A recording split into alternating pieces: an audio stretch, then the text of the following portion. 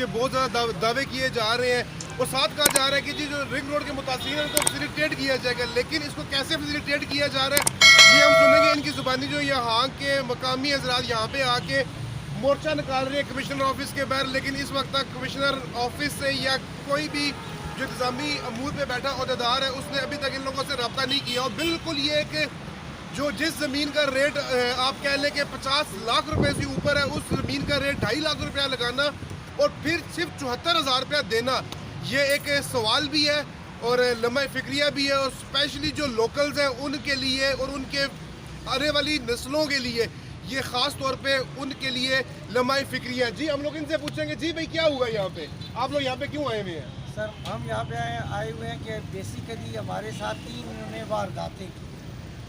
ایک انہوں نے جو رنگ روڈ پچھلی حکومت کے دور میں ایک نقشہ انہوں نے بنایا تھا قانون کے تحت اور اخلاقی لحاظ سے بھی ان کا یہ کام تھا کہ وہ لوکل آبادی کو ایک لحاظ سے ان کے ساتھ وہ ڈسکس کرتے، ہمیں بتائے بغیر اس نقشے کو چینج کر کے یہ ہماری گنجان آبادیوں کے اندر لے آئے اور ہمیں ان کو ہم سے پوچھنا چاہیے تھا، انہوں نے ہم سے پوچھا نہیں ہے. نمبر 1. دوسرا یہ ہماری مشکل یہ بنی کہ جب ہم RDA میں ہم نے آبجیکشن سبمٹ کیے قانون کے تحت، ہم یہاں پہ نہیں آئے تھے، تو وہ قانوناً اس چیز کے پابند ہیں کہ وہ ہمیں سمن کرتے، باقاعدہ ہیرنگ کرتے، ہمارا نقطہ نظر دیتے، اس کے بعد اس کو وہ کنکلوڈ کرتے.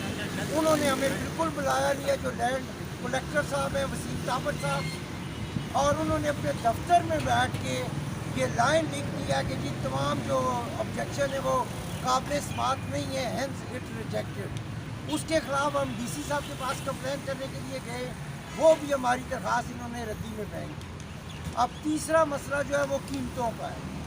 وہاں پہ جہاں پہ خاص کر کے 2 موضوعات، ایک تو انہوں نے یہ غلطی کی ہے کہ عموماً کوئی پرائیویٹ پروجیکٹ ہو یا گورنمنٹ کا ہو، ہمیشہ وہ DC ریٹ لگے یا مارکیٹ کی بنیاد پہ ریٹ لگے، وہ خسرہ کی لوکیشن کی بنیاد پہ لگتا ہے. یہ پہلی دفعہ دنیا کی تاریخ میں ہو رہا ہے کہ انہوں نے خسرہ کی لوکیشن کے بجائے موضع وائز لگایا، یعنی پورے موضع کا ریٹ ایک ہی کر دیا ہے. دوسرا انہوں نے جو اس پہ ظلم کیا ہے، یہ ریاست مدینہ نہیں ہے، یہ یزید کی ریاست دمشق ہے. انہوں نے یہ کیا ہے کہ ہمارے جو میں 2 موضوع کا ذکر کروں گا، ایک ہے ہمارا موضع منکیالہ، وہاں پہ کمشنر صاحب مجھے 35 لاکھ کنال لے دیں. وہاں پہ انہوں نے جو موضع بگا میانہ 2.5 لاکھ لگایا ہے، اور دوسرا ہمارا ایک موضع لوسر ہے، بالکل چکبیلی روڈ کے اوپر ہماری زمینیں ہیں لوگوں کی، بالکل مین چکبیلی روڈ کے اوپر. وہاں پہ کمشنر صاحب جا کے 2 کروڑ کی بھی کنال لے لیں، کسی سے لے لیں، ہم اپنا کیس واپس کریں گے. اس کا 1.5 لاکھ کنال کا لگایا ہوا ہے. یہ ظلم کی انتہا کر رہے ہیں. ابھی ADCR صاحب آئے اور وہ ہمیں یہ کہہ رہے کہ جی آپ اس کو متنازع کر رہے ہیں. ہم متنازع نہیں کر رہے، نہ انہوں نے ہم سے کوئی مشورہ لیا ہے نہ پوچھا ہے. پوری طرح ان دفتر AC آفسز میں بیٹھے ہوئے بابوؤں نے قوانین کو وائلیٹ کیا ہے، عوام کو رون دیا ہے. کسی نے کوئی ہماری بات نہیں سنی، کوئی ہم سے مشورہ نہیں لیا. اور آج یہ کاغذات کا پلندہ لے کے یہ بزرگ میرے ساتھ کھڑے ہیں.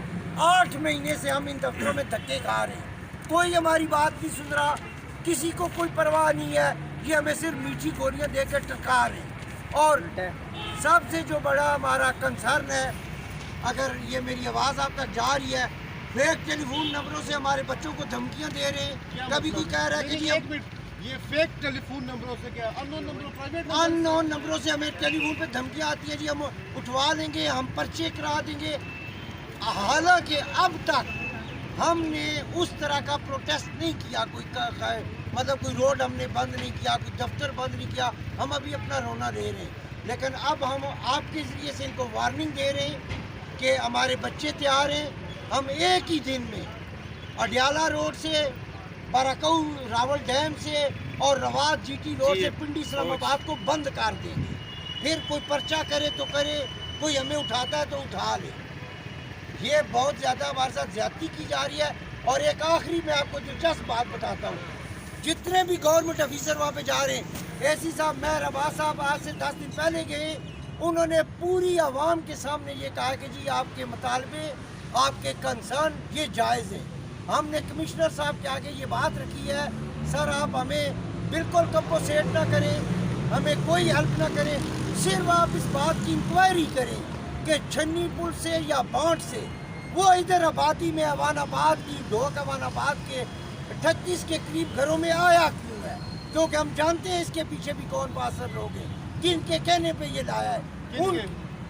سر یہ ان کو پتہ ہے نا جو باثر لوگ ہیں۔ اب آپ لوگوں کے سامنے آ گئے، سب کے سامنے آ رہے ہیں، تھوڑی دیر بعد آپ کی نیوز چل رہی ہے، دیکھیں نا آپ عوام کے سامنے چلے گی سارے نا۔ حقائق لے کے آئے ہیں۔ اب ہم ایک وقت میں مختلف جگہوں سے، ہم مختلف کوارٹر سے ہم اپنی جو آبدئی نہیں کرنا چاہتے، وہ موقع آئے گا تو ہم بات کریں گے کسی پراپر فارم پہ، لیکن کیا کمشنر صاحب کا یہ فرض نہیں بنتا کہ صرف اس کو انکوائر کر لیں کہ یہ وہاں سے نقشہ چینج کیوں ہوا؟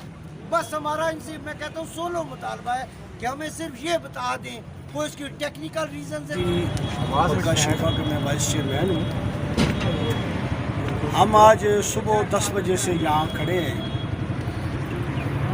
اے سی صدر یہاں پہ تشریف لائی ہیں، اے ڈی سی آر صاحب یہاں پہ آئے ہیں، لیکن ہمارا ان سے مطالبہ یہی تھا، وہ بھی 2-3 گھنٹے کے بعد آئے ہیں۔ ہمارا ان سے مطالبہ یہ تھا کہ ہمیں آپ کمشنر صاحب سے مل لیں گے، اس لیے کہ یہ ہمارے جو مسائل ہیں یہ اے سی صاحب اور اے ڈی سی آر کے بس کے نہیں ہیں۔ ہم چاہتے ہیں کہ ہمارے یہ معاملات، ہمارے یہ مسائل ہائی لائٹ ہوں، وزیر اعظم تک ہماری بات پہنچے اور وہ کمشنر صاحب کے ذریعے پہنچ سکتی ہے، لیکن ابھی تک انہوں نے ہمیں کمشنر صاحب سے ملاقات نہیں کرائی، اور صبح سے یہ دروازے بند ہیں، ہم باہر کھڑے ہیں یہاں۔ حالانکہ کمشنر صاحب سوموار کے دن ہر شہر میں، ہر تحصیل میں ڈی سی، اے سی صاحب اور کمشنر صاحب کی کھلی کچہری ہوتی ہے۔ ہم نے ان سے ریکویسٹ کی ہے کہ آپ ہمیں کھلی کچہری کا دن ہے آج، تو ہمیں کمشنر صاحب کے سامنے بات کرنے دیں، ہم ان کو باقی ملک صاحب کے موقف لیتے ہیں، باقی جا کے کمشنر آفس کے گیٹ کے باہر ان کو لے کے چلتے ہیں کمشنر آفس کے، وہاں پہ جا کے دیکھتے ہیں کہ کمشنر صاحب آخر کیوں نہیں مل رہے۔ اگر انتظامیہ امور کا پہ بیٹھا ایک افسر جو کہ بیٹھا ہی عوام کی فلاح و بہبود کے لیے، اور اس لیے تاکہ عام عوام آ کے اس تک اپنا مسئلہ پہنچائے، تو پھر ایسا کیا ہے، ایسا کون سا پریشر ہے، ایسا کون سی مضبوط معافی ہے جو کمشنر راولپنڈی کو ملنے نہیں دے رہی ان لوگوں